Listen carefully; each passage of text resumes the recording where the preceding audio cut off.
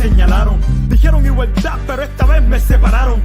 Dijeron mucho, pero no se olvidaron de callarse. Cuánto odio por mi piel sembraron.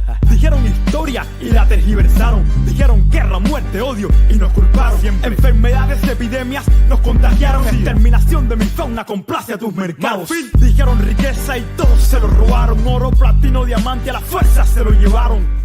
Y la actualidad es tan triste que todo aquello que dijeron es lo mismo que hoy se dice más. ¿Quién dice, quién explota, quién se beneficia? El asesino, el mismo que da las noticias. Hay una cuenta fácil que siempre me da las grandes riquezas, de dónde vienen y hacia dónde van. Independiente como los Mao Mao, concluyente como los Mao Mao, como los Mao Mao, como los Mao Mao. Somos resistentes como los Mao Mao, independiente como los Mao Mao, concluyente como los Mao Mao, como los Mao Mao, como los Mao Mao. Somos resistentes como los Mao Mao. Nati Dre es afroresistencia, cultura ancestral, afrodescendencia, solidaridad. Esa es la esencia, la diáspora africana eleva la conciencia, conciencia negra, universal, progresista y transcultural. Negros y mestizos revolucionando, pueblos caribeños y africanos en un solo bando. No más explotación, colonialismo interno, no más confusión, supremacía blanca en el Babilón. Soy rojo, negro y verde, afroliberación. Mientras más negro, más represión. Somos creadores, recupera tu visión. Mi misión es educar con amor, contra el silencio, vivo sin temor.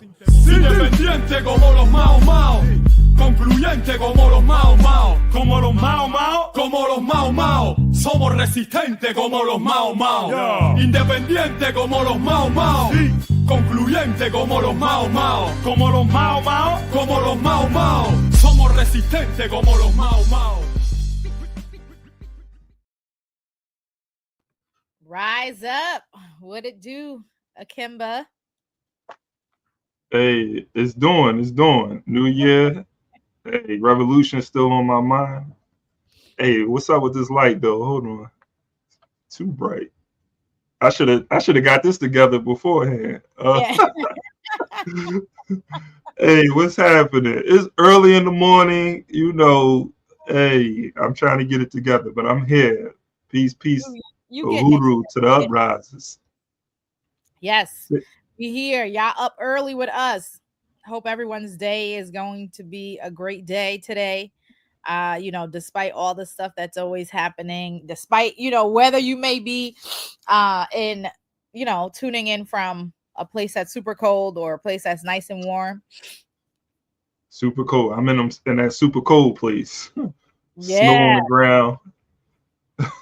It snowed in Philly? It's wicked. It's wicked over here. It could have been worse though. But we got hit with some snow hard a couple of days ago. But that was it. It didn't. We shoveled out front. Sidewalks are clear. You know, you have a few people who didn't shovel their sidewalk. They not acting like a good community member. No, they're not practicing Ujima at all, man. Nope.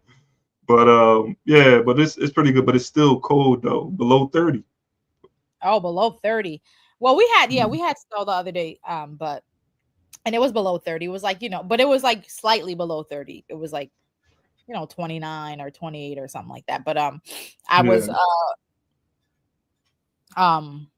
you know, I was talking to a friend of mine one time, and she Sister Nzinga, and she was saying that like sometimes in Chicago and Milwaukee, it's like negative below 30. Yeah. So like that's, you know, those are the times that was just like, woof.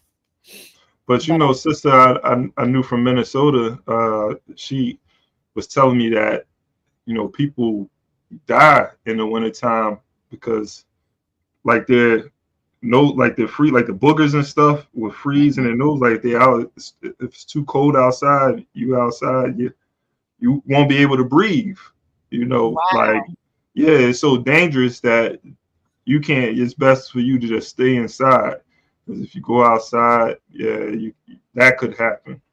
You know, but just imagine that, man. That's how cold. I don't know about that type of cold. You know? Me either. That's that Wisconsin Minnesota, That you know, Midwest, cold. yes, that Midwest cold. I need heat. I know, Yeah. like when it's winter here, it's warm in Brazil. Like Mm-hmm. it's the summertime in Brazil right now when it's winter. Oh, okay. Or whatever. Like I need to be there right now. I need to, Mm. like, every time it's cold here in New York, be able to go somewhere where it's nice and warm because I'm over the cold. Mm-hmm. Yeah, yeah. Hey, I'm with you, man. But I talk the same ish every year, though, you know, and I'm still here every year in the Listen, it's a cold. process. It's a process. One day. Yeah, It's like everything else, right? When our struggle for liberation, and the destruction of colonialism, neo-colonialism, imperialism is a process. yeah, yeah. Because every year I say, yo, this the year we're gonna topple this beast. This the year right here. Hey. It is, and I think even too, like when we think about places like right now, Niger and Burkina Faso, Mali, other countries in the Sahel region, also thinking about Chad and places that are kicking the French out. We're seeing that happen now, and since they were kicked out to begin with in the 1960s and then to the 1970s. So you have over 30 years of them working toward the point where they're now, kicking them out, more. So, it's a process. Definitely we don't want to be like, oh, it's a process. In 100 years we'll do this. But yeah. But it's But a process. you have to think about future generations as well. So, us with the work that we're doing now, let's just try to, do as much as we can to the best of our ability to make the next step in the process, in the phase for revolution easier for that next generation and the generation after that, right? That's the story. Hey, it's the story of the digger that Mao gave. Keep on digging. We can move mountains. We can move imperialism. So yeah, and it's also like when we were talking to Omawali yesterday on the show. I missed that. Yeah, you missed being on. You gotta be on it, Kimba. There was so much going on. Forgive me. You've been on it other times, but but I think one of the when he said like this is the year we need to get on Malcolm's shoulders so we can see. There we go. Let's talk. And so when he was saying that, going back and getting the knowledge, the knowledge that our ancestors left for us to know, that we need to know in order to move forward so that we can see, we can have clarity. You want to move with clarity. You don't want to move with, ambiguousness or, fogginess in your thinking. And so how do you gain that clarity is by getting that which the ancestors left for us, like you're saying, that we have to leave something it's about the next generation doing work so that they don't have to, the work that they have to do is different kind of work because we did that part already, so that there is a continuous motion forward. Right? And I think it was Kwame Nkrumah who said, forward ever, backward never. And so thinking about that, and even thinking about the the saying that it's on our ancestors' shoulders that we stand upon, like how those two things really connect. In that, yes, imagine us being able to continue the work, that there's work that we're building upon, and we're not going backward and having to redo work that was already there. And the importance of us making sure that, as the saying goes about Fanon, not betraying our mission, making sure that we fulfill that mission. Because if we don't, that means we're not leaving, we're leaving the work that we were supposed to do. Yeah. The next generation. So they got to do their work and our work. That's selfish, man. Well, that was the introduction. Now, welcome to Black Power Media. What's going on, y'all? Make sure you like and share, subscribe to the channel, hit that notification button. Now, if the intro was hot like that, y'all in for a great show. That's how we started off here, man, for sure. For sure. How we starting off the show, how we starting off the new year. You know, we 8 days into the new year, so we got to start it off strong, and we got to keep the momentum.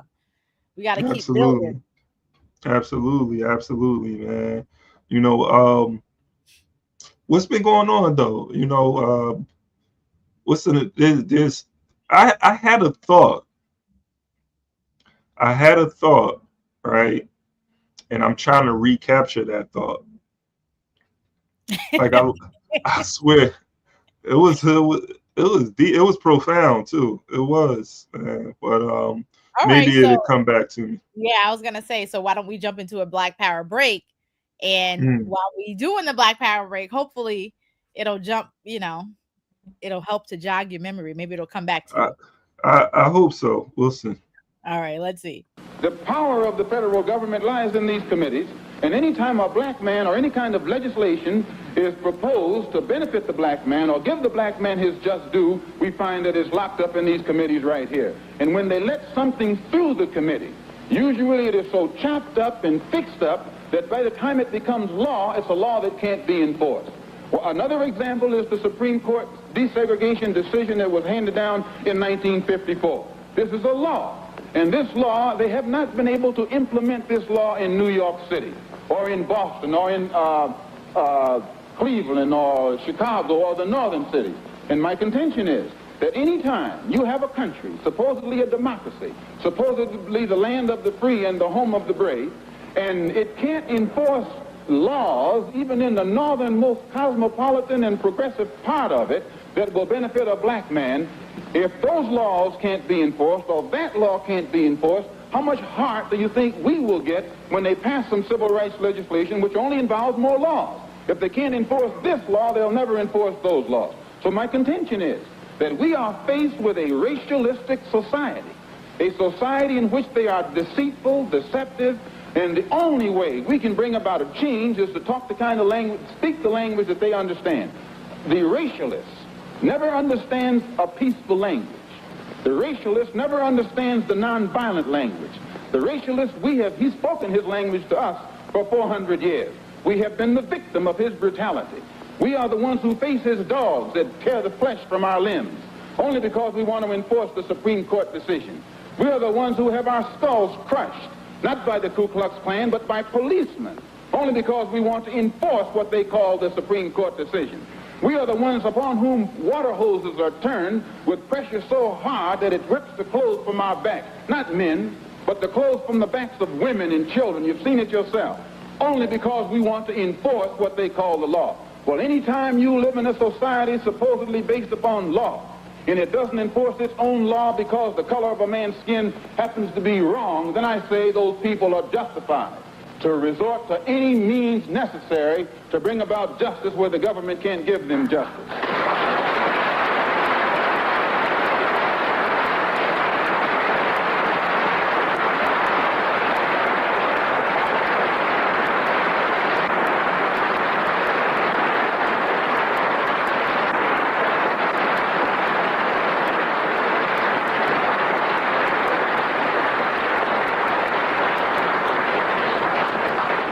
I don't believe in any form of unjustified extremism, but I believe that when a man is exercising extremism, a human being is exercising extremism in defense of liberty for human beings, it's no vice.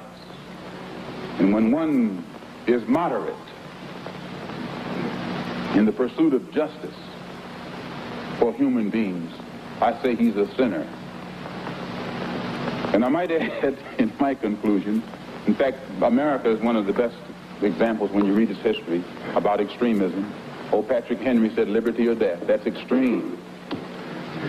Very extreme.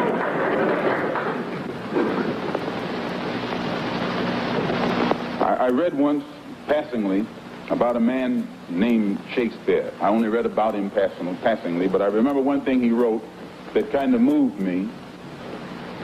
He put it in the mouth of Hamlet, I think it was, who said, to be or not to be. He was in doubt about something.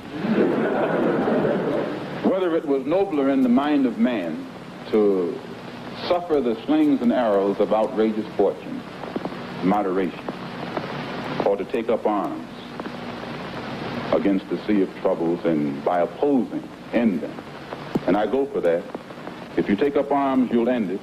But if you sit around and wait for the one who's in power to make up his mind that he should end it, you'll be waiting a long time. And in my opinion, the young generation of whites, blacks, browns, whatever else there is, you're living at a time of extremism, a time of revolution, a time when there's got to be a change. People in power have misused it, and now there has to be a change, and a better world has to be built, and the only way it's going to be built is with extreme methods. And I, for one, will join in with anyone, don't care what color you are, as long as you want to change this miserable condition that exists on this earth. Thank you.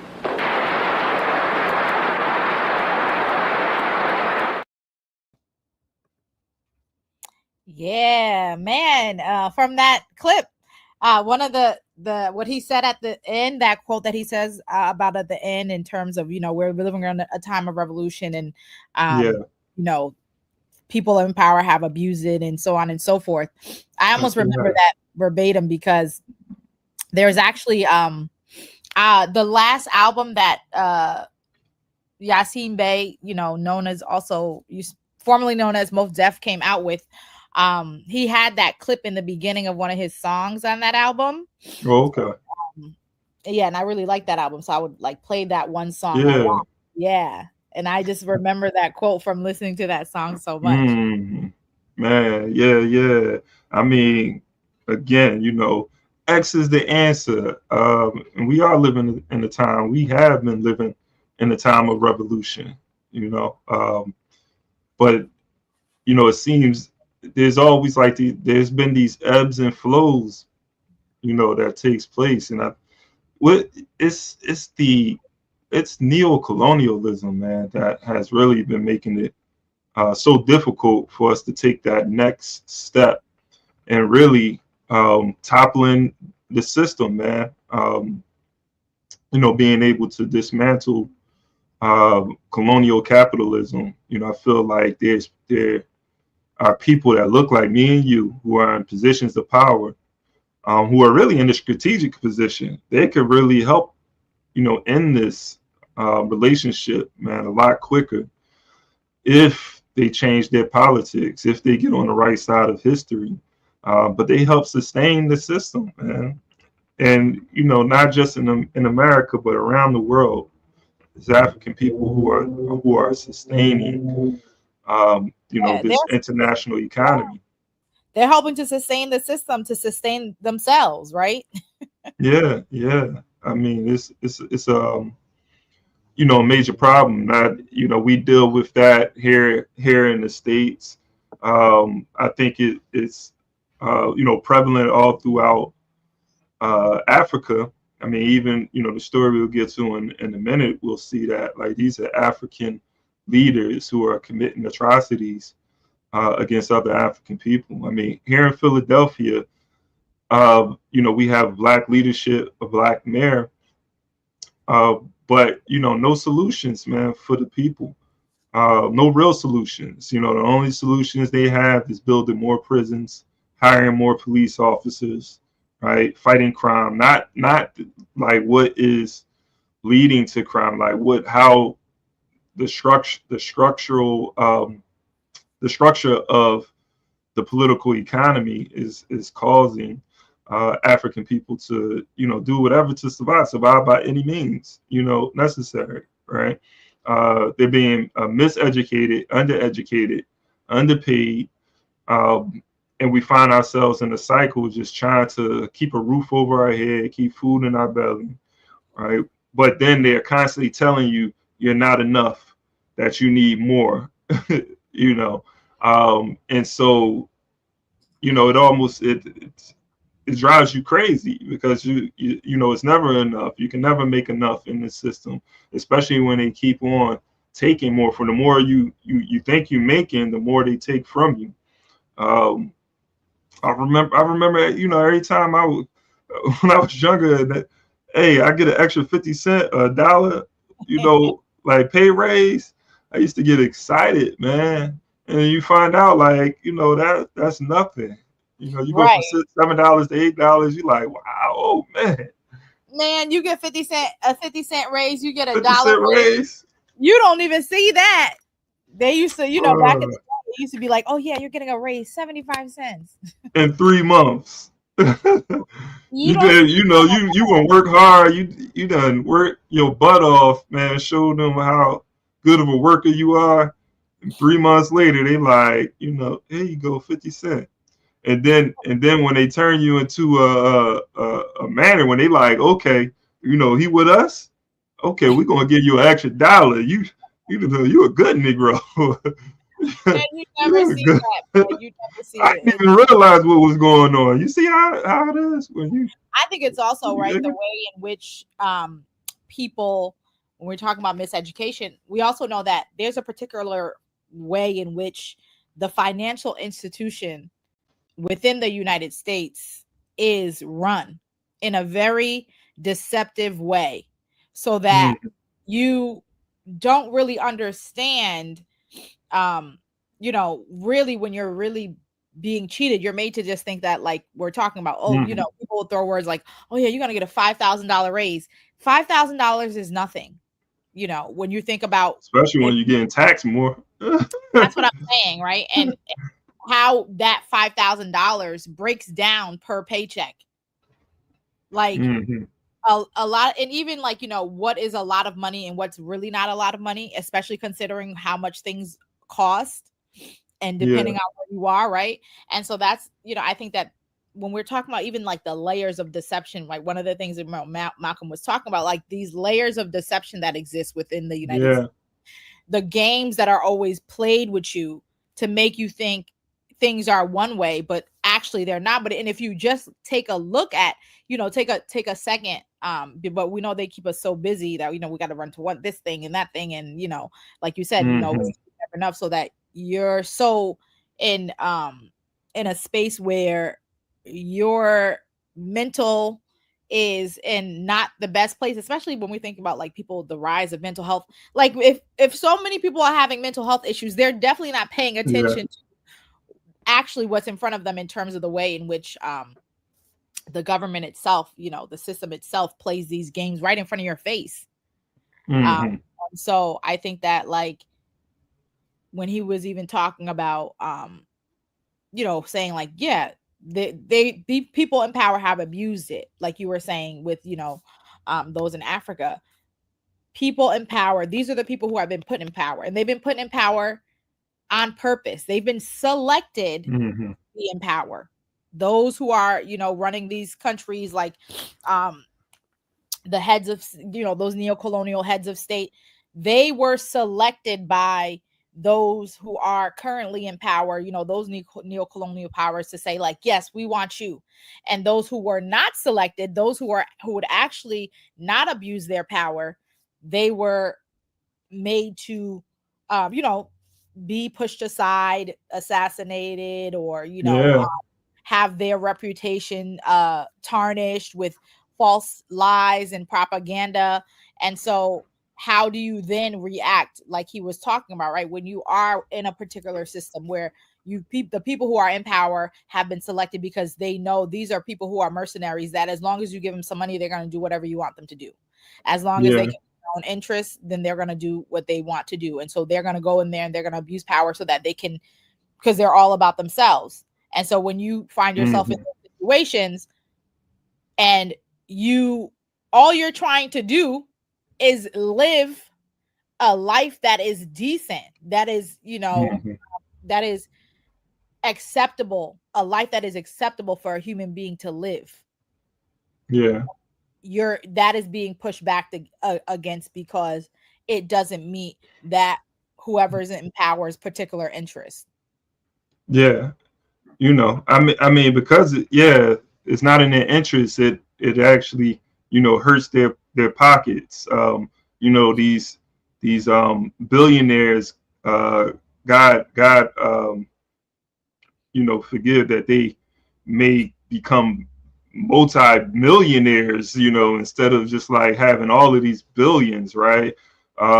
but you know, it'd be a redistribution of this wealth, and rightfully so. And that's something that they're against. You know, they think that you know, people aren't working hard enough to get this money, that they work so hard to you know, they pull themselves up by their bootstraps, right? But you know, the people, you are in that position because there are thousands of people who are working for you, who are producing for you in order for you to get that money. You wouldn't be able to be in a position where you're making millions of dollars or billions of dollars if you didn't have a team that was out there working hard for you. And that team may have a team. You know, there's like layers to it, man. And, you know, some of these companies are bigger than some American towns, man. You know, you'll some of these multinational corporations, they had tens of thousands of workers, some maybe 100,000 people who are on their payroll, you know, worldwide.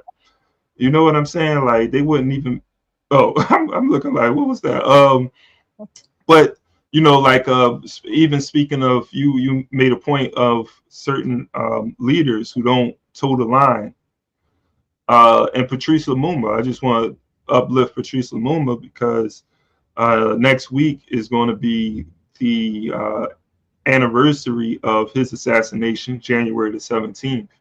And he was one of those people who lost his life because, okay, you know, he wouldn't go the way of the French, the Belgium, and America. You know, they wanted it to go one way, and he decided that no, you know, he didn't want to balkanize Congo. He wanted a united Congo. He was meeting and talking with people like Nkrumah, you know, leaders like Nkrumah, who had this, you know, vision of Africa that the colonizers didn't agree with, you know, because it would have put more power in Africa's hand, more power over their resources. And, you know, this is the centennial of Patrice Lumumba's birth as well. And so, you know, we should, you know, look at the story of Patrice Lumumba and learn a lesson from him, because he was someone who committed class suicide. You know, he could have been a part of the intelligentsia. You know, he could have been walking around calling himself a black Frenchman. You know, he was on that path, but he saw the light. But yeah, man. But these are the conversations. You know, another thing, I don't know if this is what I was going to talk about earlier, but I did have this thought in regards to, you know, just having more of these conversations and having more and more people tap in to these conversations is going to be important, because, you know, when you go through social media, man, I'm just seeing the distractions. Sometimes I catch myself because I'm like on social media and I'm seeing all of this stuff, and I'm not because I think like it's entertaining, but because I don't think it's entertaining. I'm just like, what are people like? Really, this is what people are doing? But then I guess like at the same time, maybe I'm entertained by the nonsense, right? But I catch myself like, yo, you know, let me tune out of this, tap out of this. But there are people who actually are like, they're engrossed in it, and they spend hours just scrolling and looking at this nonsense, man. And it's probably a world out there of nonsense that I don't even know because of the algorithms, right? So, you know, I'm, you know, I think like we got to do a better job of just getting people away from those distractions and having them tap more into, you know, these conversations that might not be as entertaining, but, you know, this is what we need to be doing if we are really, you know, fighting to liberate ourselves. Yeah, absolutely. No, I definitely agree. And I think, you know, part of the conversation is the art is connected to the article that you want to share today, when it comes to the things that we should be paying attention to that we're not paying attention to, because instead of doing that, we're over here paying attention more to whatever currently those who control, you know, like the media want us to pay attention. Where to begin. So yeah, so I'm right there with you. So let me go ahead. I'm gonna share my screen and share the article that you are talking about today. Not entire. Oh, hold on. I have to redo it. Yeah, and you know we flying over the ocean to Africa, Kenya. But yeah, I'm gonna pull it up like this for right now. In Okay. terms of the story for today. Okay. Yeah. So you know, Kenya, there has been you know, protests erupting since last year. You know, 2024, and you know, Kenyans are still protesting. I think initially it had to do with the increase in taxes. You know, there was a tax bill that was enacted last year that the um, Kenyan people were protesting against. The recent protests that are taking place, and I'm sure, like, you know, that still is an issue, but also the abduction of protesters. You know, like the silencing, the abduction, the murder, the arrest of those people who are resisting this exploitation of the African working class, because that's who these taxes hurt, the working class. And well, it hurts the masses in general, working class and poor, you know, really. But I'll go through a little of this story. Anti-abduction protesters at Kenya capital. Our brothers are missing, an activist from the African nation told Rutley. Kenyan police have fired tear gas on the streets of Nairobi in an effort to disperse dozens of protesters rallying against the alleged disappearance of government critics. Video footage posted online by Rutley Video Agency shows activists staging sit-ins as gas grenades exploded in the vicinity and clouds of tear gas hung in the air. The demonstrators chanted slogans critical of the government, with some holding posters denouncing illegal detentions, while police officers on horseback patrolled nearby. And I just wanted, I'll sum this up, but just to go down to what President Ruto, where he says, President Ruto, who had previously described reports of abductions as fake news, pledged on Monday to stop the wave of disappearances. What has been said about abductions, we will stop them so Kenyan youth can live in peace, but they should have discipline and be polite so that we can build Kenya together, Ruto said at a stadium in Homo Bay in the west of the country, as quoted by CNN Africa. Man, it shouldn't be a CNN Africa. Get CNN out of Africa. Hey, where my comrade go? I can't hear you, comrade. I'm on mute. No, I was just in the back for a little bit, just doing this. Oh, okay. But yeah, no, I was reading on screen, so when I came back, I'm like, oh, who I'm talking to? I'm by myself. But yeah, no, I agree with you. I don't think that there should be a CNN Africa, and that's the thing. When a lot of the times BBC Africa, we, you know, when people are like, oh yeah, you know, this is a global. We're in a the world is smaller because of globalization. We're in a global time. No, that's not what we're in. We're in the time of European hegemony. Yeah, that's what that is, you know.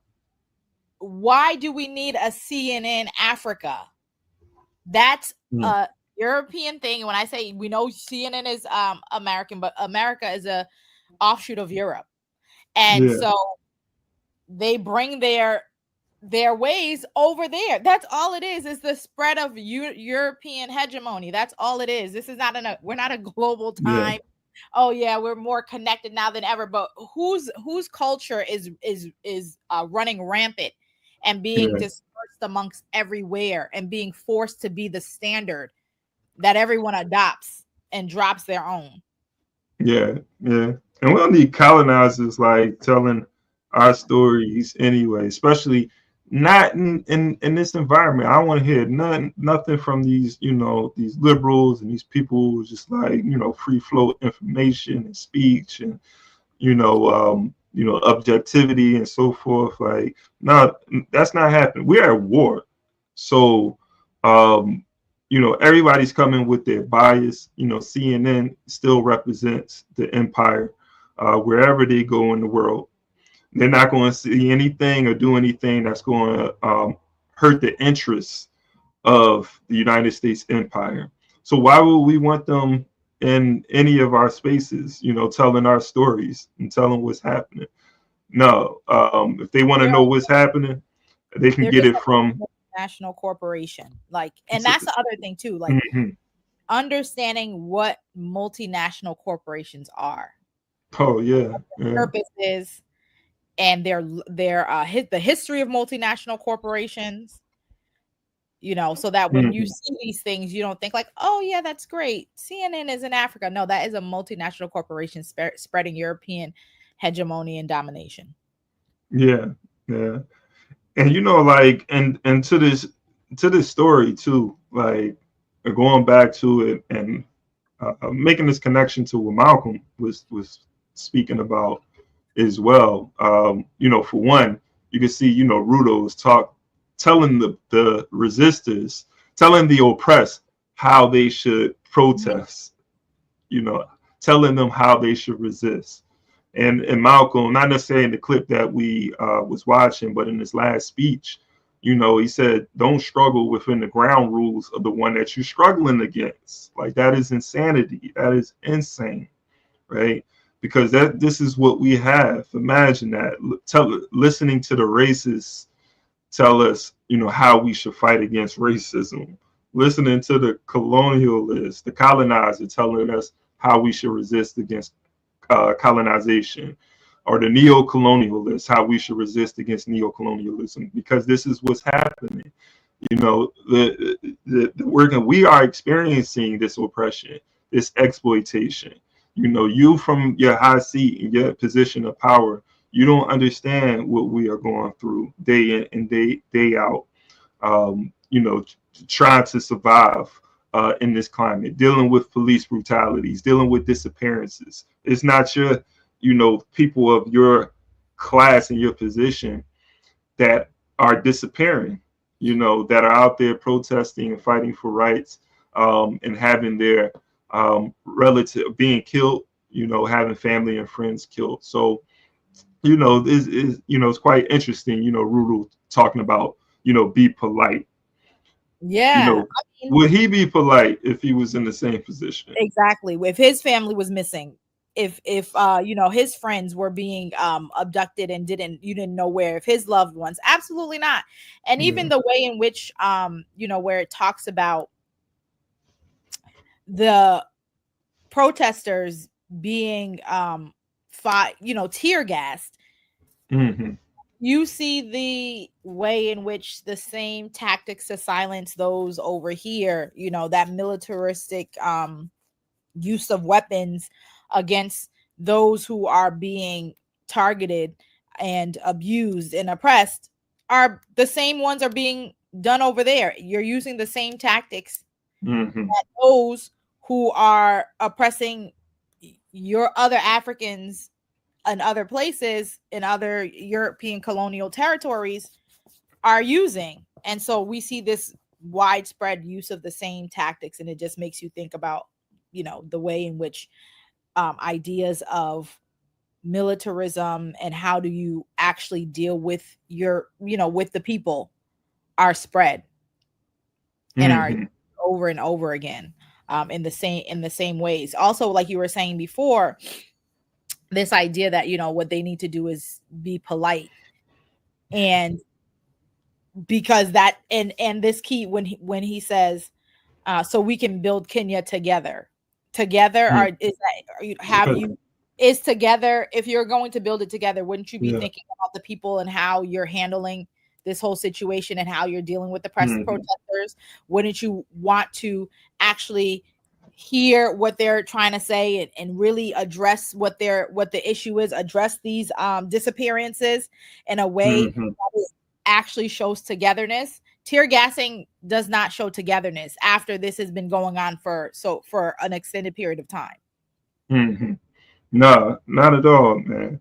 And when you think about how the initial protests began over these taxes, and part of the issue that the Kenyan people had was you had these politicians, you had these people who are in these positions who are living luxurious, right? But you want to tax us and take more money from us. And so they feel like these people are living off of their sweat and their tears, their hard work.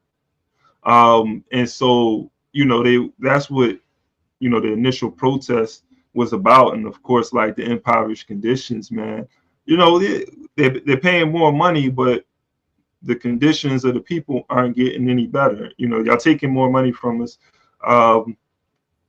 And I think that's everywhere. We have a problem everywhere when we see taxes are raised, but things don't get any better. But we just see people, the over here in Pennsylvania, every year, 2 years, they vote on how much money that they're going to get paid. I know in Pennsylvania, I don't know in New York, they do the same thing. But I know in Pennsylvania, they actually vote on whether they're going to increase their salary. I'm like, shit, why would you vote no to increase your salary? When you're the one in that position. And I mean, I feel like that's generally, when it comes to budgets and government budgets, even local city government budgets, those who are passing the budgets are the ones who are getting paid. And even if there's a cap, right? Because there's also caps that are put in place so that, and then how many years things have to remain the same, and in how many years can you go back and revisit and change maybe those caps that exist. One also, when even if you're getting, let's say, $70,000 for that particular position, and you feel like, okay, well, I'm not getting enough, a lot of these politicians, they do other things to get that extra money that they feel that they should be. Yeah. They got the control over the budget, not them per se, but they, the government, like over here, the as far as like the budget, the legislators, control how that money is spent, or they sort of have the say so on the budget. They sign off on it. But like there is like money allocated for certain thing, grants, and they get stipends for this and that. They know where the money is. Right. They have first dibs on it, because you have people in positions and that whether it's working in universities, like there's money out there that certain people are aware of that are in a higher position than I'm in. And from the deans, the chairs, and so forth, like they know where the money is at. The provost, and they can pop your collar to something like, hey, you should apply for this, or you should, if you should, register for this. They're giving out such and such amount of money. Everybody is not privy to that information, and so it's sort of like gatekeeping. And I'm gonna give this information to someone that I know. Someone that I want to help out, which I guess like that's cool. We all look out for our peoples, but at the same time, you shouldn't be in a system like that, man. That's still at the end of the day, especially when you're abusing it, right? Because you're abusing it, and the money is not actually going to places where it's supposed to go. When you're using it to pay people who don't have the abilities, don't have the wherewithal to actually do some of the things that you're hiring them to do. You're just doing that because that that the money is still going to somehow come back around to you. You're still going to get some kind of piece of that. And then for the actual things that the people need aren't getting to them, and then you say, oh well, you know, because you're not actually getting what you need, and because things aren't really being fixed in the way that we need them to, what we need to do is raise taxes. Mm-hmm. And then that mismanagement goes on to the people, like in this case of you know, Kenya. Like you're raising taxes, and the people, they're not seeing already before the taxes, they're not seeing the things that should come along with what the taxes that they're already paying, but you're mismanaging it in a way that benefits you. And then you say, okay, well, we'll have to do is raise taxes if we really want these things to be addressed. Yeah. And it's like, yo, if you're gonna raise taxes, like raise taxes so that, you know, people like the masses are going to feel a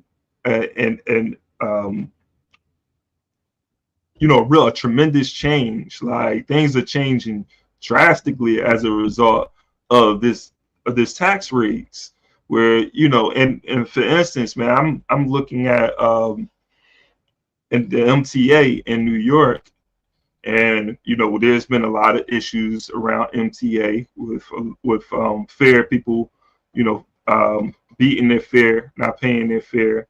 That's rampant in Philadelphia as well too. Well, that's another story. But you know, New York, that's happening. But I'm looking into, I'm doing research into like the budget and how much money they're making through fares and what's coming from the government. So looking at all of that, and the conclusion I came to, the amount of money that I don't have the numbers in front of me, but the amount of number that they make from fares, and that money that is being used to go to the salaries of the workers, which is like 23%. You know, let's just say if it's 4 billion, right? Because we talking about in the billions. The numbers were in the billions. So like that number 4 billion. City budgets, even like, you know, the amount in terms of the amount of people that live in New York, it's most of the stuff is in millions when you're thinking of, is in millions and billions when you're thinking about it. And so those you know, that 4 billion, I'm doing the math. I'm like, all right, so you know, the rest is coming from the government and you know, these other places. So if the people are spending $4 billion towards covering the salaries of the MTA workers, and I'm doing the math, I'm like, all right, you know, the government budget though was like crazy. It's like in the hundreds of billions, and I know that's going here and that's going here. But I'm like, what if you take all the work? I'm looking at the amount of workers in New York City, and I'm saying, all right, you know, if the government, let's just say if we just went down the middle, the government said, okay, I'll pay $2 billion, and then through taxes of the working class, they pay the other $2 billion. But let's let the depending on the bracket, how much money you're making, is you're making 200,000 and so forth, because you got these people who are making all of this money who are riding the trains too, who are making 200, 300,000. But it's different when you 80% of your money is going to rent. You know what I'm saying, for the working, you know, class and poor. So, you know, depending on how much you make it, maybe their taxes is a little higher, but let the workers, you know, pay the other $2 billion, and people will ride MTA for free. Like you could do that. That's the type of solutions right there. And what my solution, what I just came up with, you know, is probably somebody could probably do better. But that's just something I'm just looking at the numbers and saying like, okay, we could do this, split it down the middle, or maybe let the government pay that $4 billion. Well, you know? Yesterday when Omowale was on, and you know, Omowale's been around for a while, so he's seen a lot of different things transpire within New York City, and knows you know, history of it because of his parents, who he said his father, I think, worked on the MTAs like back in the beginning and all this other stuff. But also particularly what he said was that when it was first conceived, it was supposed to be free, and that the businesses were supposed to be paying whatever portion they needed to that would make it free, because that would help get their workers to work. But then as the city started becoming more and more Black and, you know, other groups, you know, Latinos and Asians, whatever, non-white people too, like people who, you know, are not in the white category, that then they made it where you had to pay. But originally it was going to be free.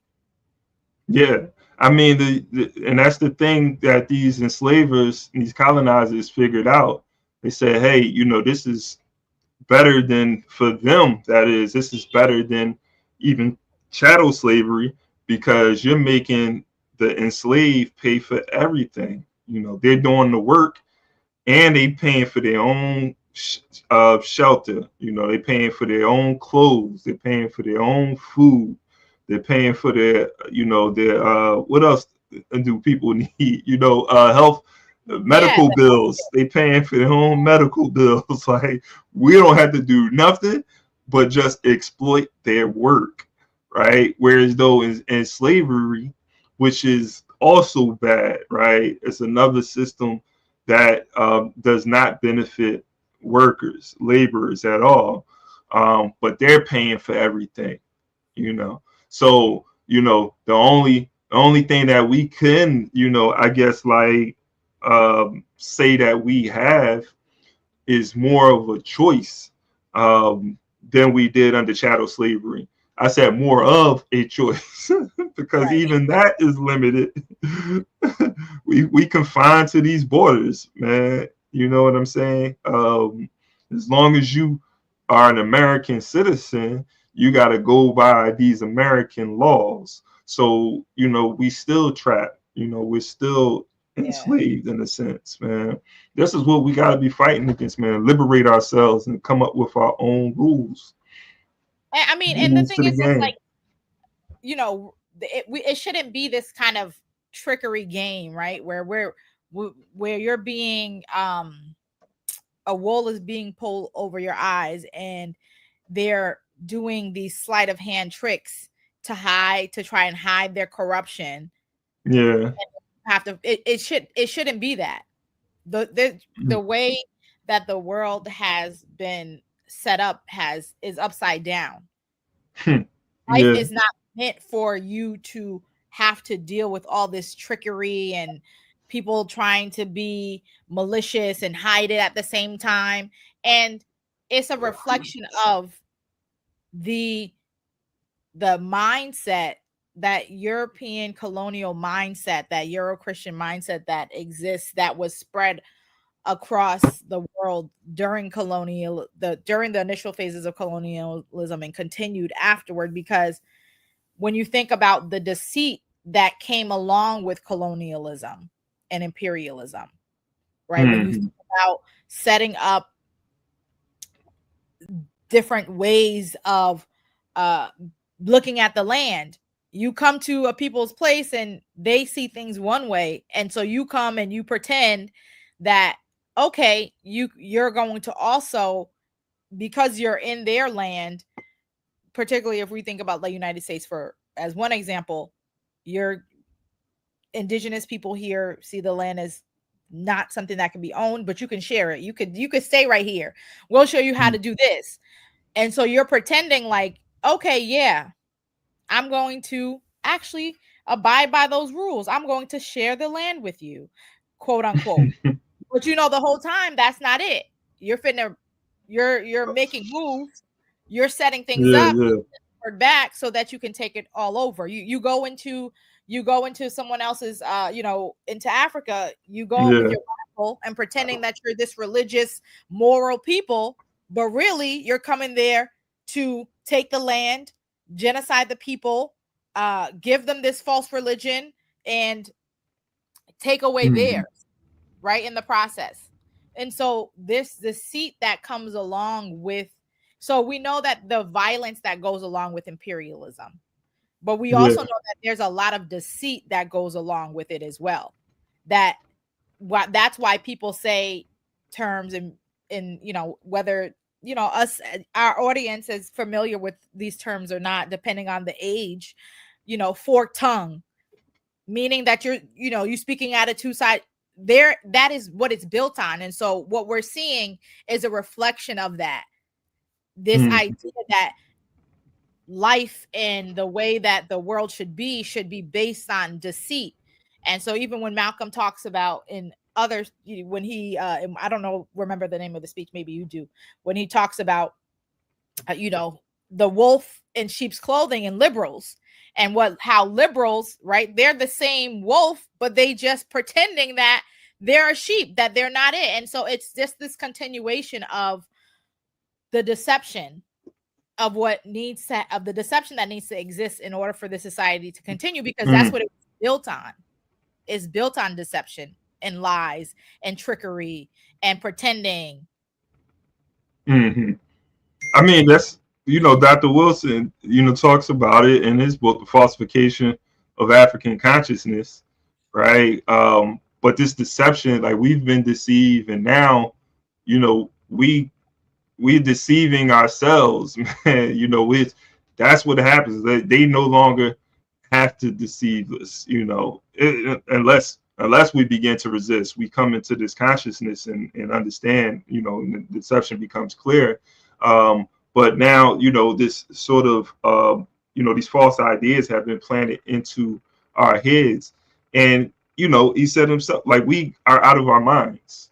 And I unite with that. I agree with that. We, in more ways than one, when you think about it. But, he says we have to, Dr. Amerson Wilson, that it says we have to be out of our minds for them to have this power over us, because they represent a minority. They have to be very deceptive, manipulative, right? Because, in order for a majority to go along with it, the oppression and exploitation, and all we do is, well, not all we do, but I'm gonna say, the answer that some people have to this violent system is to go into their courts, is to only protest, only, rally and talk, and not actually organize and say, hey, let's create something different. Let's get away from these people, because obviously, they've been working hard at creating what they created. They've been doing it for 500 to 600 years. So, Dr. Clark, I wish we had this video of Dr. Clark, man. I'm gonna see if we can get it. I'm about to send you something, because Dr. Clark talks about, we have to be insane if we think that our oppressor, the colonizer, is going to change, the system, for the sake of us, for the sake of you guys, all this power I have, control and wealth that I have, because I'm going to change it for you, Black folk. No, it's not going to happen. Even when thinking about the whole situation with the Kenyan protesters and those who are in parliament and are living high off the hog, through corruption, they also think that their deception of pretending like that's not what they're actually doing, that these youth are buying it. Like, because you're young don't mean that you're dumb. You can see what's right in front of you. And they understand. Isn't that paternalistic though? When he was like, the young people, he's like, but y'all gotta be polite. Yeah. Like, you talking to it's like if you was actually an elder who was doing what you're supposed to do and actually in your right mind, you could say that, but you probably wouldn't even be in this position, right? So for you to be saying that, it's very paternalistic. It's not in the way that he's trying to paint it as, just trying to give some advice to the youth. Like, no, they see the game, they see the con that you're running, and they're not here for it, and they're calling you out, and they know that the way that you're going to change, and that they're going to see changes by pushing back, is by fighting back, is by doing what they have to do. No, absolutely, man. So we,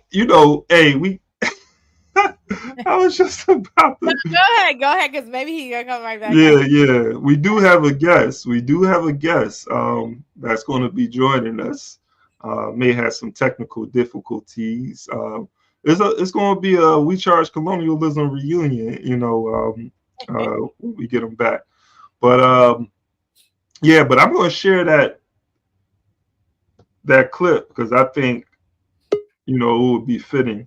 So we want to go to the Black Power break first, or do we want to bring? We're gonna bring our guest up. Let's go, man. So we're gonna bring our guests up. Toivo, hey. Should you introduce him a little bit before we bring him? Man, it's We Charge Colonialism reunion right here. You know, this the We Charge Colonialism crew right here. You know what I'm saying? So, hey, this the takeover right here. We're gonna call this the We Charge Colonialism segment today on Black Power Media. You know, that's how we doing it, man. Our comrade. Hey, what's going on? Let the people know who don't know We Charge Colonialism. We definitely encourage you to you know, tune in. But what about the people who don't? Well, he's about to tell them to tune in this Saturday. That's why we got him here. But tell him who he is. I'm gonna let Toivo introduce. Hey, go ahead, man. This is man. Natasha. Hey, Dr. Isheke. I can't get his last name. No, Isheke. No, you're right. Isheke. Yes, indeed. Yes, indeed. Hey, no, how y'all doing? How y'all doing? You know, hey, we good. We're good this fine morning. How are you? Hey, this is the real deal. We got Natasha, this is the first time I feel like I'm engaging with you directly, I feel, right? Okay. Because we've been in chats together, but not directly. Absolutely. Hey, so hold on. We got Mega Evans in the building. We got Columbia in the building, and we got Georgia State. Yeah, Georgia State University. Yes. Georgia State in the building right here. But we represent Africa. But I'm just saying that's what we. I don't rep. we you know, but those are the spaces we are in, you know. Yes, and yeah, for sure. But appreciate you. If there's anything you know, you want, I don't think we we can make it plain, man, but if you want the people to know anything about you, but I know you're here to also talk about Saturday, but go right to it, man. Yeah, no, thank y'all. Yeah, no, I think folks, a couple of y'all folks will know me here. Toivo Isheke, I teach at Georgia State University in Africana Studies. Of course, I do not speak for them or anything such, but I do teach. I do teach there. But a lot of my work is in, you know, just Pan-Africanism, Black Power, you know, our histories and struggles.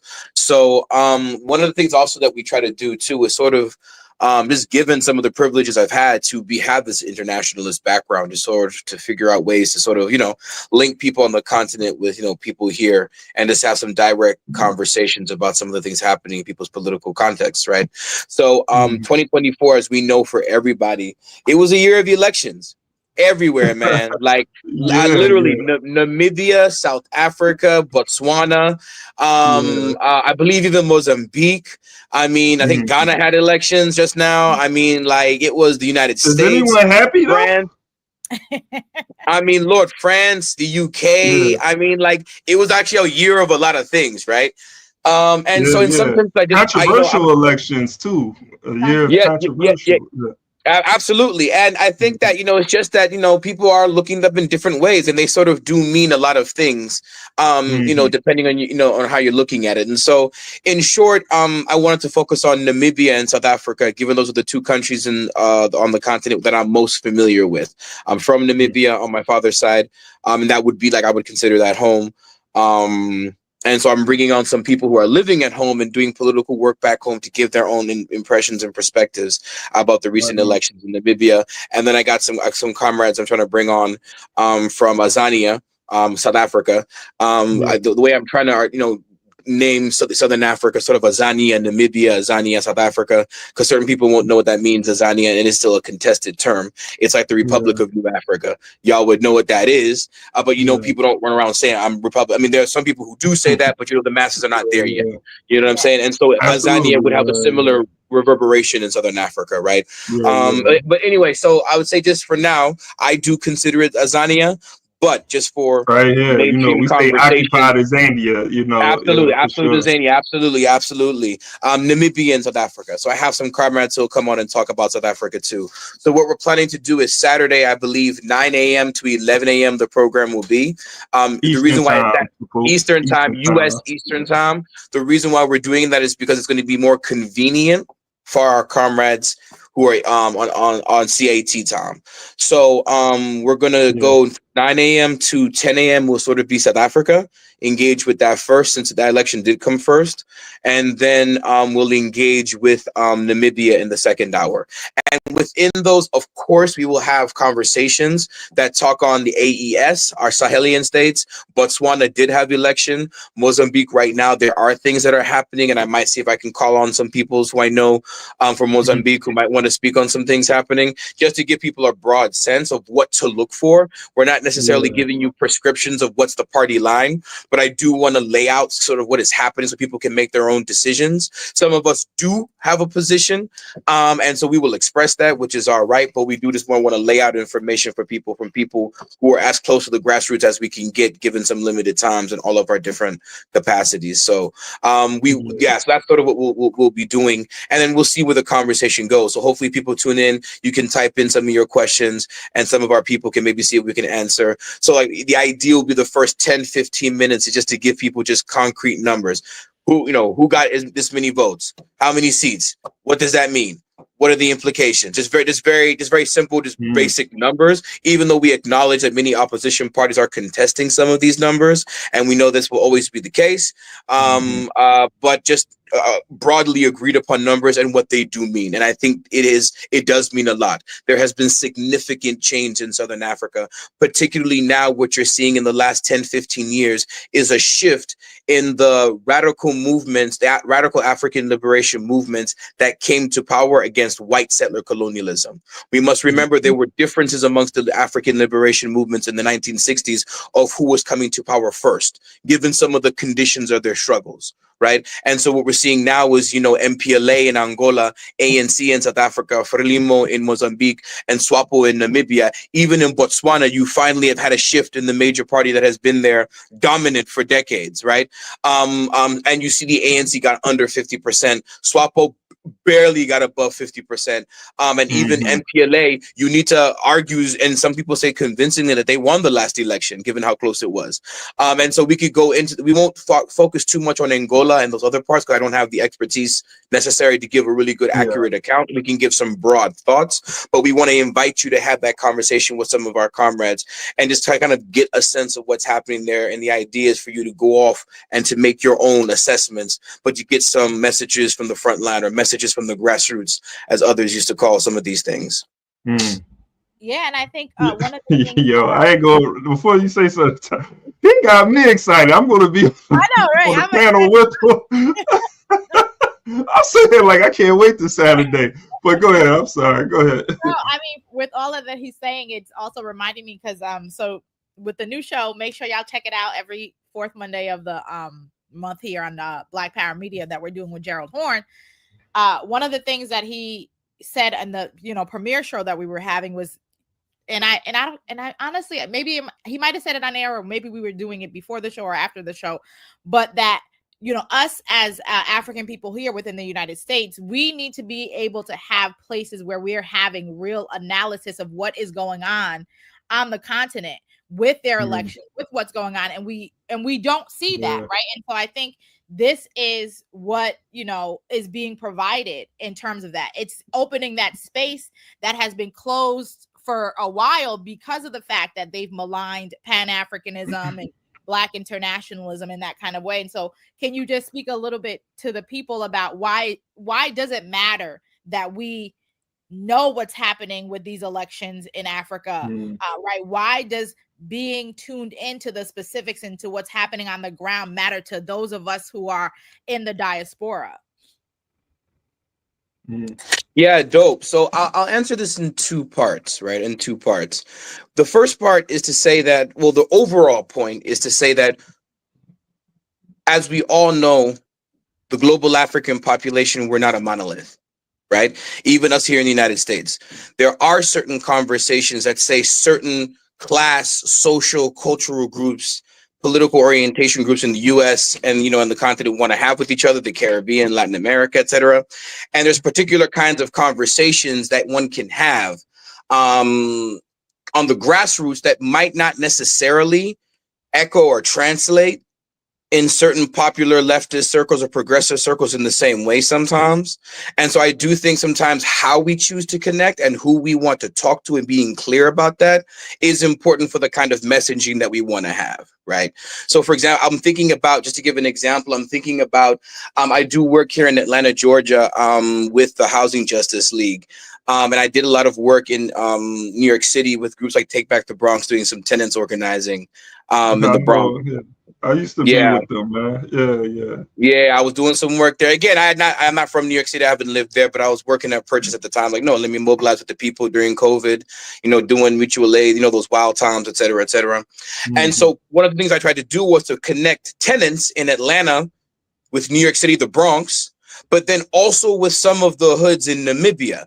And it's interesting because that's not a conversation that necessarily will have some of the buzzwords sometimes that in certain popular circles that we would have, because some of the working class concerns are not that. They're connecting on, damn, you ain't got water and lights either. Shoot, your sewage also is messed up. Okay, damn, how do y'all deal with these predators who are there snatching children and doing things in the hood and you see them every day because you know you're in the hood, you know who's in your hood all the time. You know what I'm saying? You know, and you know who's new, you know who's not, you know what I'm saying? And so the conversation that they're having is very interesting because they're coming at it literally never, some of them never having traveled outside their hood. You know what I mean? Even, you know, in New York City, man, some people think, man, if I leave my borough, man, we go another country, we be going, I don't know. You know, you're talking about going out of state. I mean, I don't know. And they like, oh, well, you know, it's popping back in my hood. Why am I here? Like, you know, and you know, in the continent, it is becoming similar in some of the big urban centers, right? Because you know it's becoming a thing too. So and then we also connected them with rural tenants and land struggle people in Eastern Cape, South Africa, Zania right now, right? And their conversation might intersect more because they were dealing with like a platinum company, I believe, that found platinum or titanium in their land, and you know they just went to town. You know, we fill in the blanks. You know, the South African media is very good at hiding some of their own corruptions, but they love running around the continent saying everybody else corrupt. This corruption in South Africa hasn't been there since the first white person sets foot in Tanzania. But never mind. The idea though is to say that the conversation matters though, right? In that. And so then there's a different conversation if you want to talk about Palestine, the African liberation movements. You want to talk about, you know, contemporary Pan-Africanist movements, Pan-Africanist conferences, right? And I'm not saying that they're necessarily mutually exclusive, but how we choose to have that conversation and even the language, right? We have many, as you know, on the continent, we're speaking 3 and 4 and 5 languages. English is very much is our third language, oftentimes, if not the fourth, right? And what does that actually mean, right? And to even right now with the Sahel states, one of the things I think that holds some of the larger Black internationalist world from fully jumping 10 toes into this is because they're French speaking. And a lot of the Black world is not necessarily, the Francophone is no longer in prominence as a language as it was. We'll say maybe CLR James or Padmore or some of these cats in this era are talking. Like Cabral, for example, if you go back and listen to his earlier interviews, a lot of it is in French. And many of his, he's not writing in English. The written stuff in English is translated from French or Portuguese. Right. Maybe some of his interviews are going to be straight up. So I wanted to say that as important, but just in this to get particular with Namibia and South Africa, I think it's important because particularly being here in the South in Atlanta, which does have a history of Black political leadership, at least Atlanta does, from the civil rights struggle, which is unique in the United States. There's some other places here and there that have these traditions of this, but in terms of larger cities, Atlanta has a unique history for particular reasons, right? And there are some people who have spoken about this. South Africa and Namibia, while none of these places are clean comparisons, what does make them interesting is that you now are at a point where the diversity in Black political opinion has caused fractures, particularly in South Africa, that the white population has been able to exploit in the numbers of the elections. forcing the ANC to now enter into a coalition government, a government of national unity with these crackers. I'm sorry, I'll say it straight up. I have no compunction about this. We went to war with these people. These people were killing our people in the bush. These people were our enemies and behind apartheid, and you would get into a coalition with them and tell us you're serving Mandela's legacy. Get out of here. But it has been done. It has been done. You know, and there are reasons why it has been done. And I do think the manifestations of that in terms of the diversities of political opinions and the reality, then again, people, when we think of national liberation movements and those who are more fluent with the continental African internal dynamics, you will all know there are loads of contention in this thing called national. Right. And in the Namibian context, even myself, there's a particular nationalism that dominates, say, SWAPO, the South African People's Organization, right? And that would lead us to our other conversation, which is why one of the comrades who we're bringing from Namibia to speak is not from the dominant hetero group. Because it's important, because some of these things, even though Namibia doesn't have some of the conflicts others do, just given numerical things and the Herero and Nama genocide in the early 20th century that we talked about on We Charge Colonialism a couple of years back, just numbers are a certain way. The land question has not been resolved for people in central and southern Namibia as it has for us in the north. Even though in the north, we way more than we have, right? There's still a lot of inequality, but for most part, people do have levels of land. So they're interesting now questions now that are beginning to emerge. You know, for example, SWAPO, you know, in elections past, just even 10 years ago, had like 70% of the vote. People were voting for them. Now it was 53%. Yeah, and the drop is precipitous. The ANC, we can just look at the drop. I mean, from when Zuma was elected, it was like 65, something like this. And then from now, to go from 65 to 40%. And then to force you to have to get into a government of national unity to get your stuff across.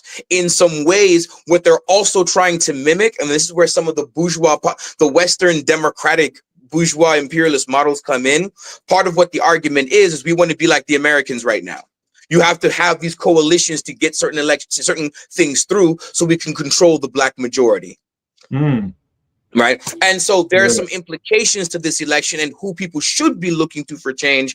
And some of the different forces like Malema, Zuma, and some of the other cats here, you know, Netumbo, now the president-elect Netumbo Nandi Natewa, right? Our president in Namibia now, or the president-elect. And then who are some of the younger folks who are trying to challenge things, right?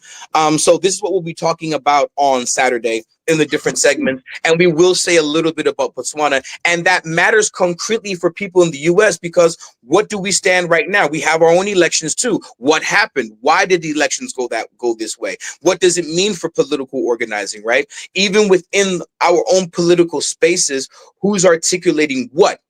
Right? Part of what I critique Malema for and EFF, I do believe they began to sloganeer too much. People need bread and butter issues. We are starving on these streets. We cannot eat a slogan, right? Banners are good, but banners don't put, you know, vitamins in my body so I can go out here and try to hustle for something. And at the end of the day, you can only sloganeer so much. And it's also a similar thing here in the US as well.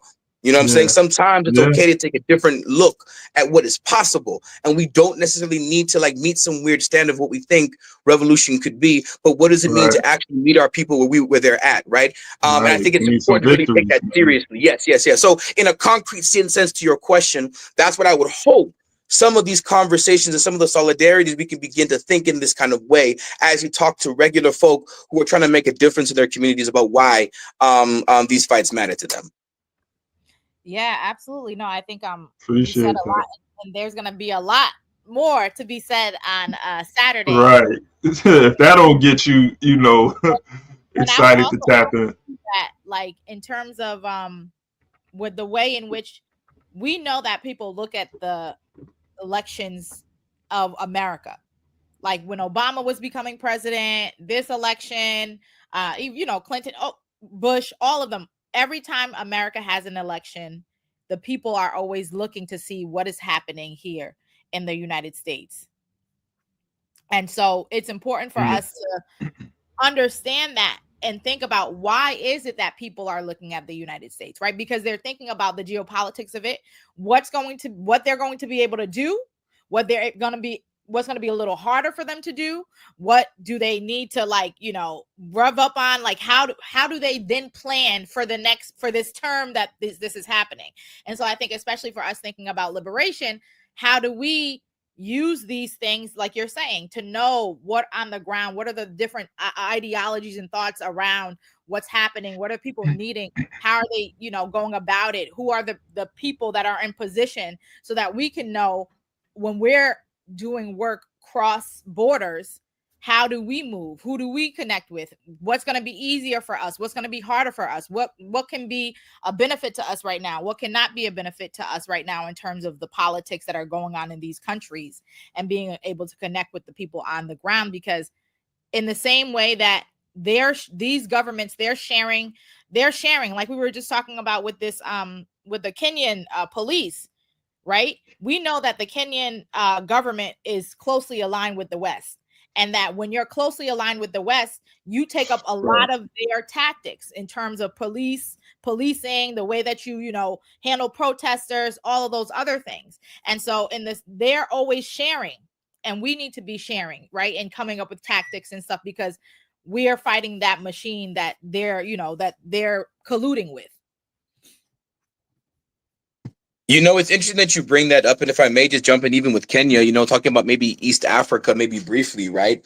It is interesting in some ways, and maybe in some ways to think of the Sahel in some interesting ways as well, right? I also think that people need to understand what the nature of the French military presence was in the Sahel, right? I think also, like, sometimes we need to be, there are certain things on a rough chessboard. Those of you who know chess, if you play Risk, you might concede certain territories in particular places to save something else, but then know you can swing back around and come back and get it later if other things go your way. And so understand that, again, these people are playing Risk and they're playing chess, not checkers, as they said in a different movie. And so we have to also understand what possible some of these longer games are. And so it's interesting if you look at East Africa, say with Tanganyika. For those who don't know, really interestingly, right, when TANU, the Tanganyika African National Union, comes to power, right, coming in off the late 50s into the early 60s, right, there is a coup attempt in about, I think, 64, 65. I'm off by the year somewhere here. The ones who actually save Nkrumah are the British. Who save Nyerere are the British. Which is very interesting, right? And very much they actually do save him, because he was seen possibly as a counter to some of the more radical forces in the area.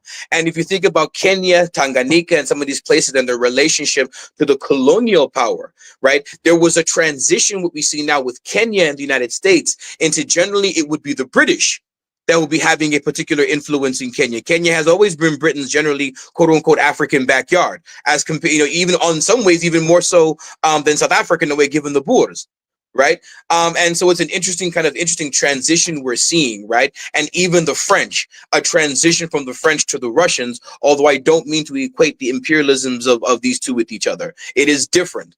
Right. And I don't mean that not to absolve the Russians of things they need to be critiqued about. But I don't think it does anything to say it's the same thing, the French and the Russians. But I think that's also something to think about in terms of these transitions and why they're happening. And then the sub-imperialisms that are then happening. Right. In some ways. Right.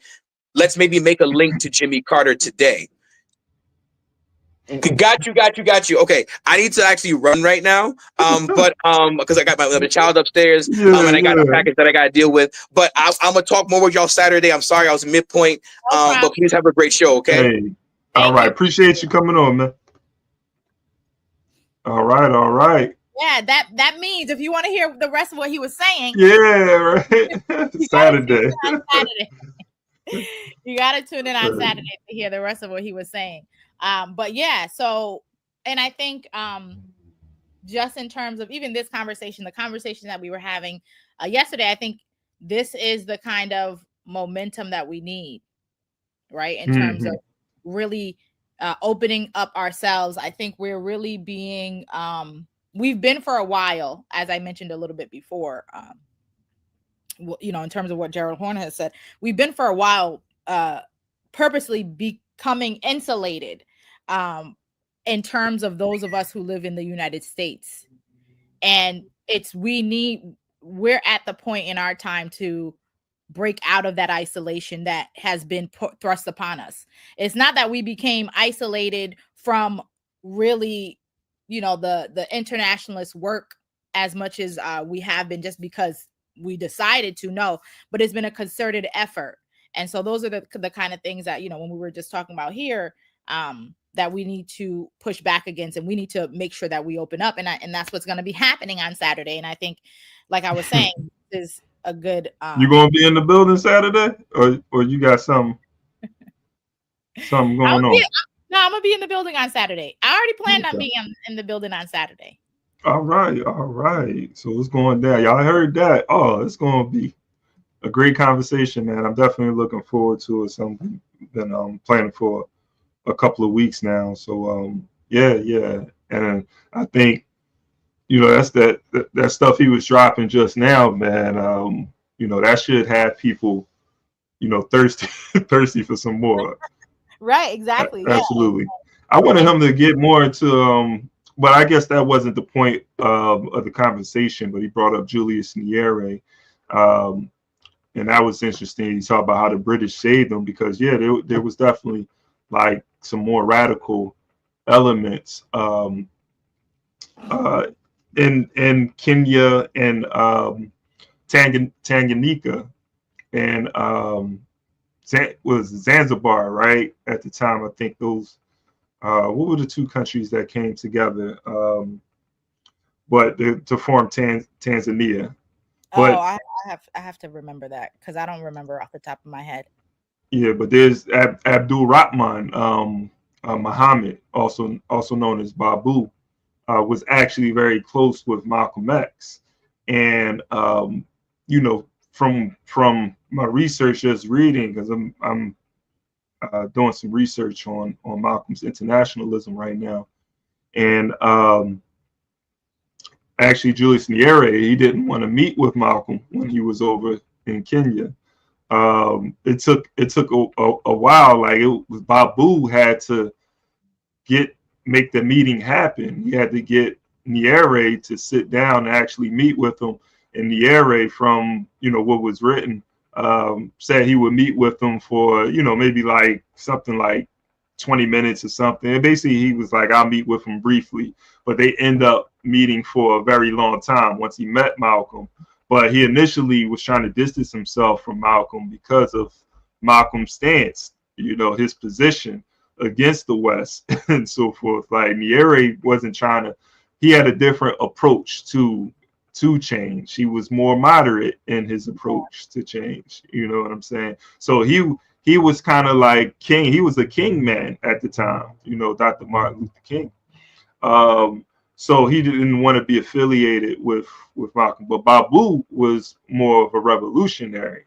He was a revolutionary. He was a socialist, and he was really close with Malcolm. He actually helped get Malcolm to speak at the OAU conference that took place in I think it was the one in Cairo at the time. But what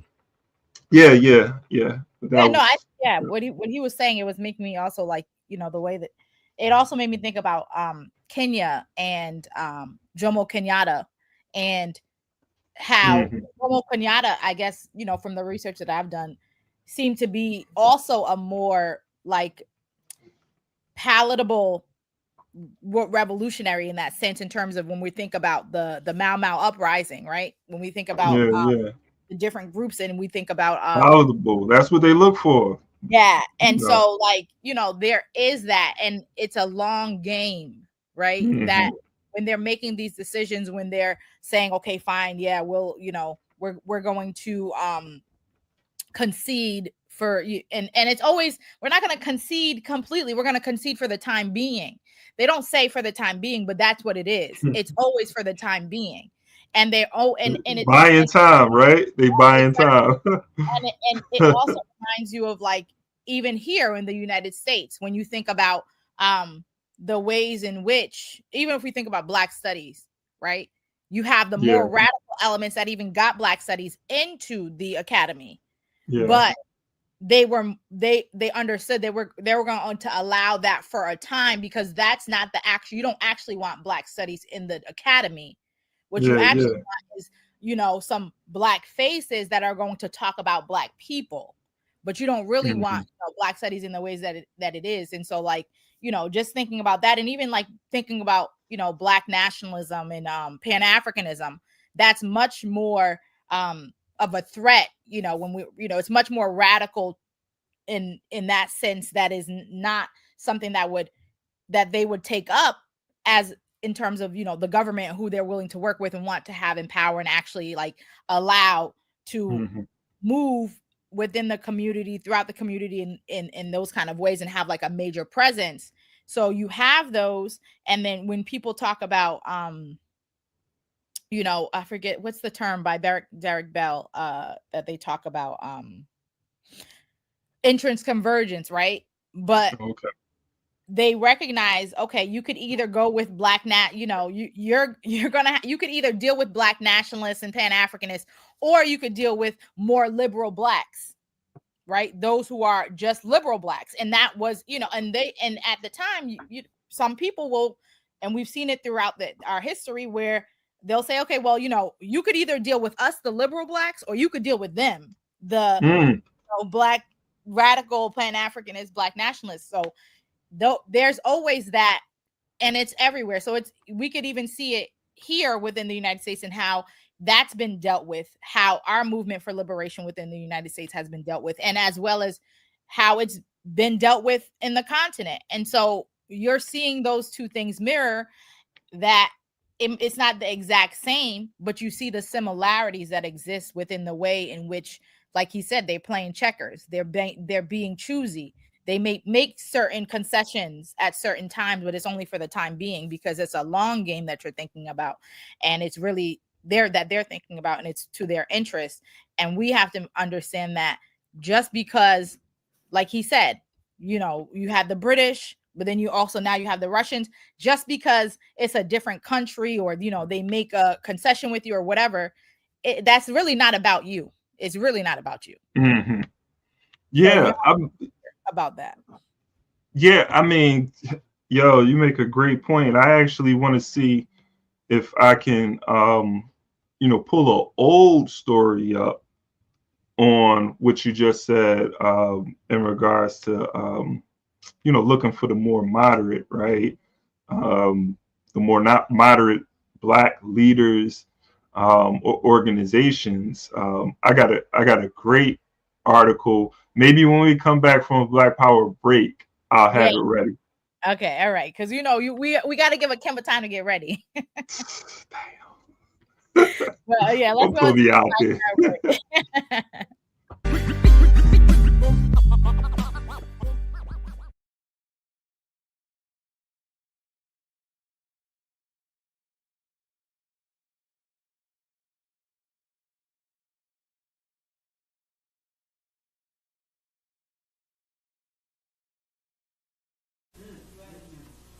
We don't like you because the only information we have about you is what your enemy and ours tell us about you.